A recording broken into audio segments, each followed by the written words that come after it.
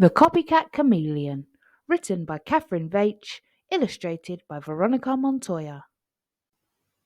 Cedric the Chameleon lived in a beautiful rainforest on an island called Madagascar. Some very special animals and plants lived on Cedric's island. They were so special they were not found anywhere else in the world. Cedric wished he was special too, but he did not feel it. One morning, Cedric was trying to catch a tasty bug for breakfast. "If I could just reach a little further," he said. Zip! Out flashed his tongue. But something blue shot through the trees and knocked him sideways. "Hey, you just stopped me catching breakfast," moaned Cedric. "Oh, I'm sorry," said the koa bird, who was called Carol. Carol showed Cedric the wonderful nest she was building. "I wish I could build something as amazing as that," says Cedric. "You are so clever." Cedric wished he was just like Carol. He closed his eyes and imagined he was as blue as the sparkling ocean. When Cedric opened his eyes, he had turned a beautiful blue. Cedric still didn't feel special even though he was a beautiful blue. He spotted a curious beetle behaving strangely a few trees away, which took his mind off things. Wow! The busy beetle was joined by another beetle, who put something inside a rolled up leaf. Cedric guessed that the new beetle had laid one of its eggs inside the leaf. The beetles tossed their leaf parcel down to the forest floor. "How cool," said Cedric. "Those clever beetles have made a leafy nest to keep their eggs safe, and when the baby hatches, it can eat the leaf." Cedric now wished he was special like the beetles. He closed his eyes and imagined he was as red as a juicy strawberry, just like them.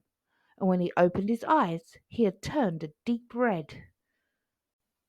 But Cedric still did not feel special. He hoped he would feel better soon. Click, clack, click, clack. "What's that?" wondered Cedric. "I've not heard that sound in the forest before." A tenrec, whose name was Tamby, was clicking her tongue to call her mother. "I can make other sounds too," said Tamby, and she rubbed her spines together. Scritch, scratch went her spines. Scritch, scratch. "That's so cool, you can make all of those sounds," said Cedric. "My mother's here, so I must go now," replied Tamby. "Maybe I'll teach you how to make them next time." Cedric now wished he was special like Tamby. He closed his eyes and imagined he was as yellow as a fluffy bee, just like Tamby. And when he opened his eyes, he had turned a golden yellow. But Cedric still did not feel special. He went all over the forest speaking to other animals, asking what made them so special. A rough lemur called Ricardo helped magnificent palm trees to grow by spreading seeds around the forest. "I eat the fruit, then the seeds come out in my poo." A mantella frog called Marina was a super climber with sticky fingers and toes. Leo, a leaf-nosed snake, could disguise himself as a leafy twig and wait for his dinner to walk by. Cedric wanted to be special like Ricardo, so he turned himself black and white. Then Cedric wanted to be like Marina, so he turned himself orange like the delicious fruit. He still wasn't happy, so he turned himself a beautiful brown, just like Leo. But do you think any of these changes made Cedric feel special?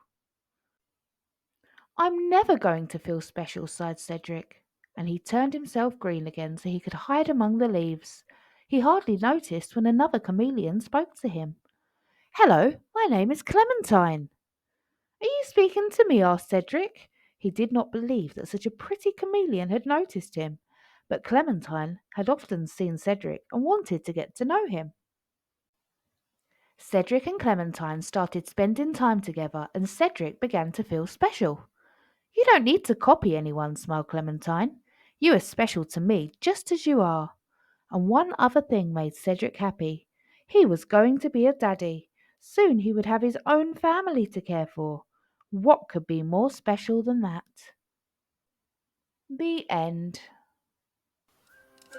Thank you for listening, and if you enjoyed it, please like and subscribe and come join us for more stories.